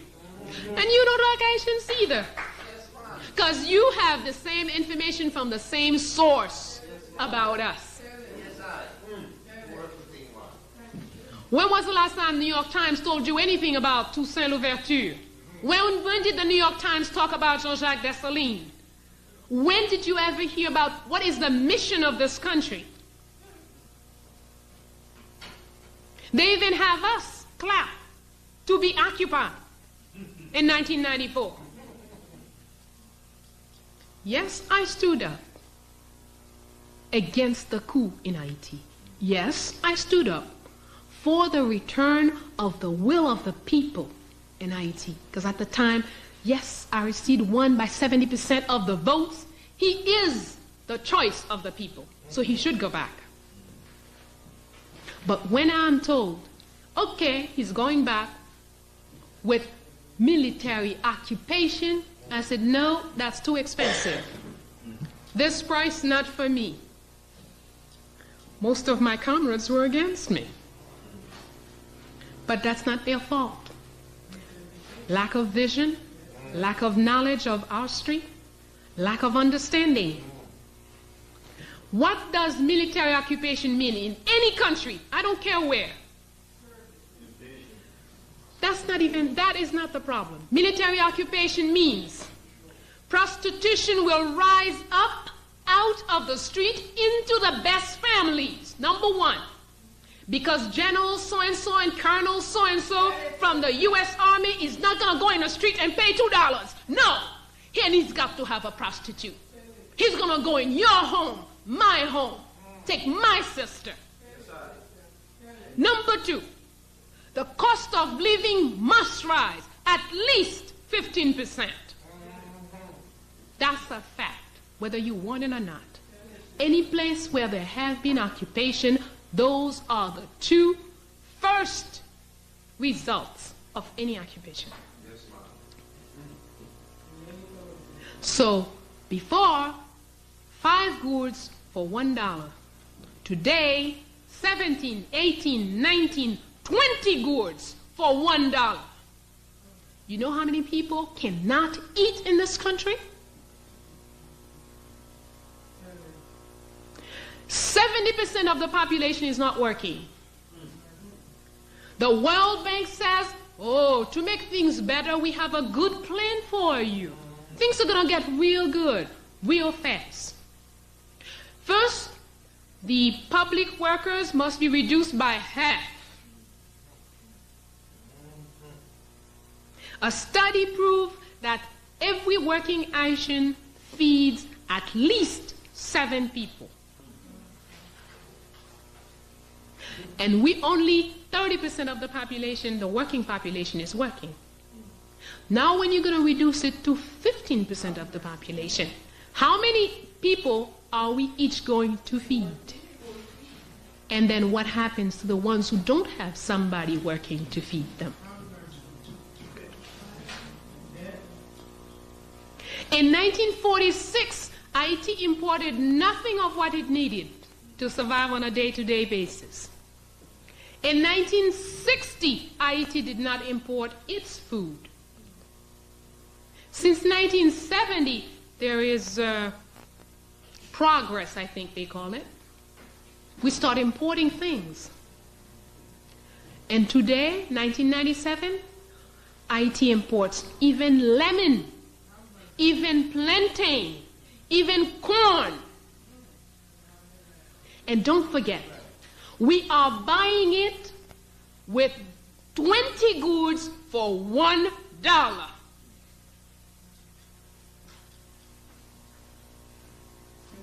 But remember, Haiti is nothing but an example. It's nothing. Whatever we say about Haiti, we could say it about Zaire, we could say it about Nigeria, we could say it about Togo, we could say it about Ghana, we could say it about Guinea, we could say it all over wherever our people are.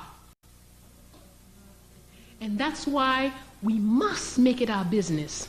If we say we're serious about growing, if we say we're serious about going to war, you have to know what's happening in every part of your world. Don't sit here, I'm a black American, I'm living in Newark, New Jersey. Well, New York, I have no problem in Newark, New Jersey, we're okay. We have a nice mayor. No, we've got to become involved. Because whatever they're doing to us in Haiti, whatever they did in Zaire, in Lomé, in Ghana, it's coming to you, brother. It's coming your way, if it's not already there.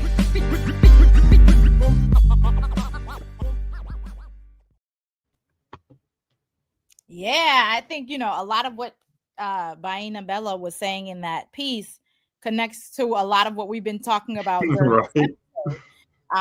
So we, this idea that about understanding what's happening everywhere. Because if we're serious, right? If we're serious about, like she said, if we're serious about going to war, if we're serious that there's an issue, we cannot just say, okay, yeah, well, I live here and it doesn't matter to me. And I think that's why it's so important that we're having the conversation that we're having on Saturday, that we're, talking about it here, that we're bringing these news stories and making sure, that people understand what's happening everywhere. And I don't know if you pulled your thing up yet, but we could either get to it now or we can get to it after. We can get to it after, but definitely, that connected to like the whole conversation, man. I don't know if you prepared your question based off of that, or y'all just was the universe a is Haitian connection. It's always working for me. No doubt, no doubt. Yeah. So but the story, I do have the article. The story, yeah. So we'll jump into the story that I wanted to highlight, and then while we're talking about, how about we go into that story and then also bring yours right after, and then we'll wrap it, the two of them up together. Okay. So I'm just gonna share my screen real quick just to bring up the story. And so this is, thinking again back to what Baina Bella was saying, particularly what's happening in Haiti. We have the Guatemalan and Salvadorian soldiers joining the security efforts, quote unquote, in Haiti. And so basically just the story is simply what it is, right? We know that they're the Kenyan, right? We were talking about before, right? We know the Kenyans are in there, and then there's some other countries that have also gone in there that are also part of this quote unquote force, which is basically, this is an occupation, right? This is what's happening. It's an occupation.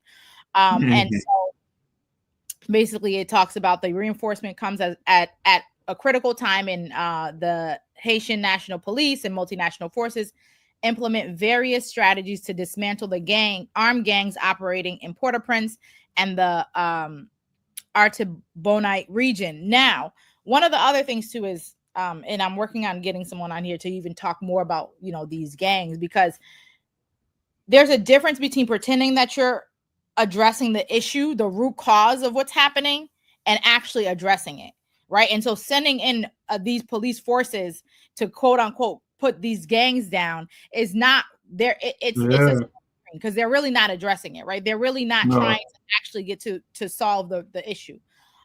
They're really just positioning themselves to be able to try to gain more control over Haiti and the Haitian economy and what's going on. And so it says this Friday, the International Organization for Migration released a report stating that almost 11,000 people have been displaced from their homes in Port-au-Prince due to recent attacks by armed gangs on the Poste Marchand neighborhood and its surrounding areas located near the National Palace. A contingent of 75 Guatemalan and 8 Salvadorian soldiers arrived in Port-au-Prince this Friday with the aim of joining the multinational security support force that has been operating in Haiti since late June. The arrival of the Salvadorians soldiers is part of the preparations for the arrival of additional troops, according to the deputy spokesman for the Haitian National Police, who also announced that another fight is planned for tomorrow flight. This enforcement comes at a critical time, they say, as the National Haitian Police and multinational forces, I was saying before, this is the same thing. And we can just scroll down here to the bottom. It says the new soldiers join, like I was mentioning before, the 400 Kenyan police officers who are already supporting the operations to quote unquote confront gangs that have taken control of approximately 80% of the capital and are present in other areas of the country. And 95% of the displaced have taken refuge in 18 sites, 4 of which are new and 14 were already established before all of these things started happening. And so, the president currently, he was saying like, they're declaring war on these armed gangs, but are you really? No, not by bringing war, but not by bringing in foreign forces to occupy Haiti. You're not addressing the situation. We know that these gangs, they didn't just come out of nowhere, and they're not supporting themselves. Yeah, I mean that's the question. Like, where are the guns coming from? Where is the the resources and support coming from? There's obviously like still an economy that is operating, that is functioning. In these areas where the gangs are. So I think like those are some questions when you look at the occupying force. These are mercenaries. You know what I'm saying? You're bringing in mercenaries to solve the problem because they're there. They get paid. They get paid to be there. Their interest isn't in you know, stabilizing Haiti, or for the, you know, for the Haitian people, like they're there because they're getting paid to. It's the same thing with like the police in our communities. They don't really care about the people there. It's a job for them, you know, and so that's a problem. Where Haitian, you know, Haitian force, they have a vested interest in, because these aren't like, you know, Pan-Africanists who coming in here like looking at us like we all African people. You know, that's what, no, that's not why they're there. They're not there in the interest of Pan-Africanism or African internationalism. So, you know, I think like that's a, you know, issue. So I think you raised a great point in regards to like the root cause, because we don't want to be back here talking about this 10, 20 years from now saying the same thing, that this is still a problem. Like, you know, the gangs are still a problem. You know, poverty is still a problem, you know. But there's another thing too, because you mentioned Port-au-Prince, and you know, Haiti is a population of somewhere like 12 million. And how much too does the media play into these occupying forces, these mercenaries being sent there, where obviously like there is an issue in Haiti, right? But I think the perception that people are getting, and I'm saying this because I'm impacted by the media's perception of Haiti, is that all of Haiti is like this. You know what I'm saying? Like, no matter where you go in Haiti, you watch yourself, you know, because it's dangerous. You know, but that's not really capital. Exactly. Yeah. And that's the thing too, because I mean, I think I've said it before, maybe last year or something, because I've spoken to you know, some of the people that I know that are Haitian. You know, I'm a Haitian, so you know, certain times I'm around a lot of Haitians. And you know, I know some Haitians. I know a few Haitians. Are going back, you know, are talking to their families, and most of it is happening in Port-au-Prince. That is, the majority of it is, there's outside of Port-au-Prince, yes, there's maybe a couple of other areas, but in general, like most of what we're thinking about is happening in Port-au-Prince. People are still, you know, living their lives in other parts, especially in the country parts, right? And most of Haiti is, you know, country parts. And so, that's key to understand too, that most of what's happening is happening in Port-au-Prince. And also to your point before, in terms of, you know, these mercenaries going into the country, and they're not coming in there because they're on some kind of Pan-African Black nationalist ideology and consciousness. And it reminded me when you were saying that about when the Ethiopian war was going on with Italy, and you had those of us in the United States who wanted to go fight and enlist in the army. And the United States said if they went, that they would take away their citizenship. So then they had to figure out, okay, well, how else can we support? So that shows you that if you actually are going to solve a problem, they don't want you to go. Right. But if they know that you're not actually going to solve a problem, then you're actually going to, in their interest, to make the problem worse and to set up a pathway for them to really be able to control that country. Oh, they're going to pay you to go, like you said, right? They're going to send you. But when you're actually going for the right reasons, right, for actual Black liberation, they will stop you. Hey, they'll tell you don't come back. You know what I'm saying? You leave, don't come back. You no longer want it here. Which is cool, you know. Hopefully they wouldn't want to come back anyway if they make that decision. You know what I'm saying? They find a new home somewhere else. But yeah, like this story, to your point earlier, this is an interview. You want me to pull it up for the people to see? I think I could. I would have to do it, right? Okay, there you go. Yeah. It's good. That's big enough. Yeah, that's good. Yeah. So, you know, to your point about, you know, the more, I guess, moderate leaders, how, you know, these colonizers, they look for folks who are going to toe the line to not cause any trouble. And so, or at least, it's not going to get something that they can control. Right. And so Kennedy, this interview right here, Kennedy fears Negro extremists will get power if moderates fail. So he doesn't want the moderates to fail. Groups like Black Muslims could gain foothold, he tells Alabama editors. Itinerary shifted for trip south. And so this article is an interview with Kennedy. It says May 14, President Kennedy and Attorney General Robert F. Kennedy suggested to Alabama editors today that failure of the nonviolent movement for Negro rights might open the door for Negro extremist groups such as the Black Muslims.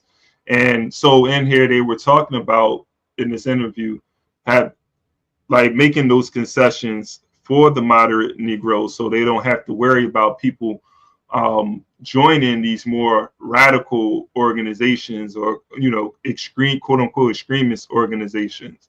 And then, it's interesting, they were talking about extremists then. And remember during the uprisings of, I think after Mike Brown, what they had, the black identity extremists, they called it. Hey, same, different toilet, same, is what's happening. But I'm not going to read this whole, article, but I just wanted to bring this up. Maybe I'll go to this end here. I don't know if you see my cursor, but over here, Mr. Robinson and Mr. Patterson have gone to Birmingham to take part in demonstrations. Grover Hall Jr., editor of the Montgomery Advertiser, asked Mr. Kennedy why troops had not been sent to Chicago during a recent racial disturbance there. Mr. Kennedy replied that Chicago law enforcement officials had maintained control. See,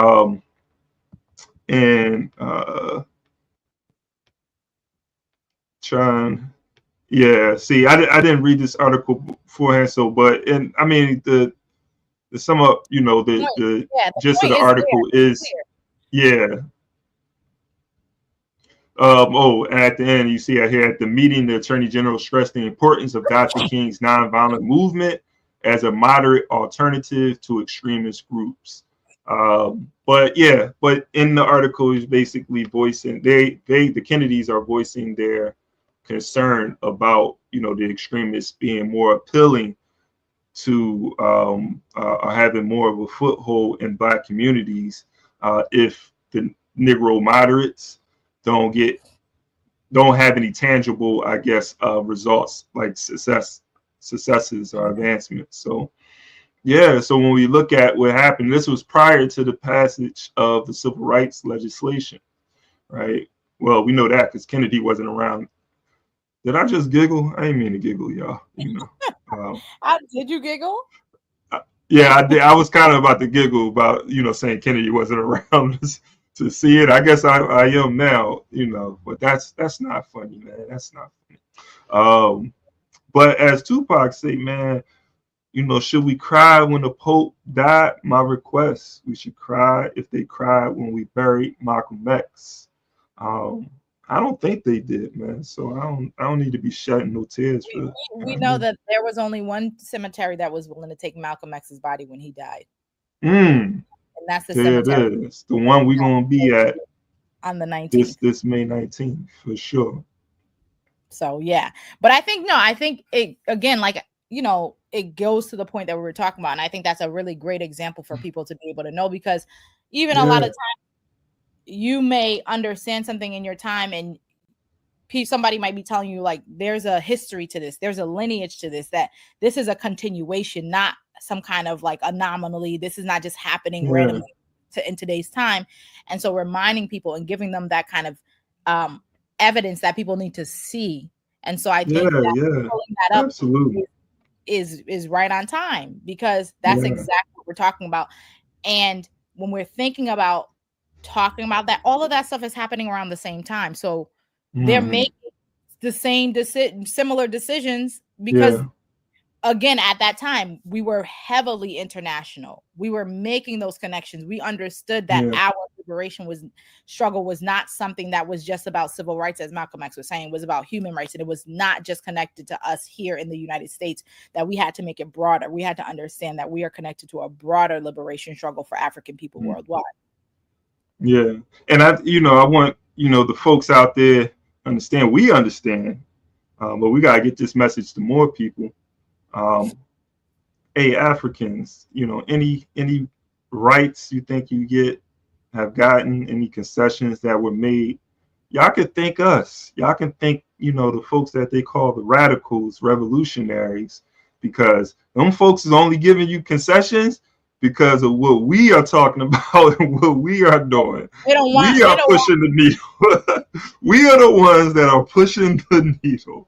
We are the ones who are bringing about those changes. Those reforms you getting is a result of the work that we are doing. You know what I'm saying? Y'all are. You know what I'm saying, though? Like, they're living off of y'all, whatever. Exactly. You need to have radicals. You need to have people who are asking, who are not going to ask, who are going to say that this is what we're demanding, right? And I think that's one of the things that, we were having this conversation, I think in the last day of the class that, I was teaching this year. And it was about how you're going to have different elements, right? Because we understand like the world is multifaceted. There's many different types of energies and they play together. And so that, yes, you're going to have, and that's why, when people say Martin and Malcolm and, when you understand them and you don't take the way in which they've been shown by the media or even shown by the country to be these polar opposites, that they're both why they were moving closer together, because they play together. You need them. And you have to understand that you need those forces. So don't think, oh, we got these concessions, get these radicals out of here. No, you need, because we got to get to revolution. Otherwise, we're going to keep spinning your wheels. They're going to keep playing with you in the same way. And so you have to understand that that is necessary. Do not allow people to tell you that, oh, revolution only comes through peaceful means, or that it only comes through violence. No, it comes through both. In the process, you're going to have both. You're going to need both of them. So understand that, like, just like as the world is made up of different things that have to work together, fire and ice, water and fire, like all of those things work together and they exist. We need them. So don't allow people to make you look at people who are really asking and understand this is not, what they're saying is not wrong. It's not ridiculous. But what Malcolm says it's not ridiculous. No, it's true. It's real. It's necessary. And but they will try to, because like in that article, it benefits them more if that's the only thing that you're doing, right? Yeah. We have to find a better way to work together. Like, we've been divided for too long, purposely by design too, talking about Africans who are in these different quote unquote like classes, right? We have to recognize, hey, we are African first before class or any of those other things, and come together and talk and strategize. Like, hey, we know we got different paths and going about this. Y'all do what y'all doing. We're going to do what we're doing. But let's make sure, like, whatever concessions you get, don't forget us. Don't forget the masses, man. And don't forget, what I'm saying? It's not over. This is not what we're fighting for, Absolutely. So with that said, we thank y'all for tuning in this morning with us on Rise Up Morning Show on Black Power Media. We'll see you. We'll see you on the other side. Yeah. Ooh.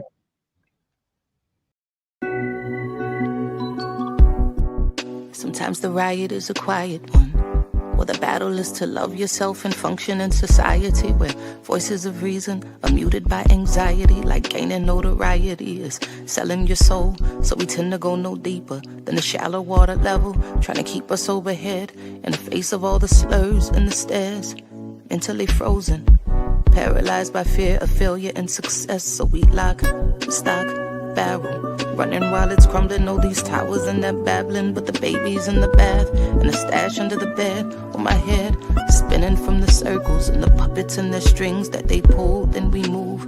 Reactionary warfare never produces when it's on the field.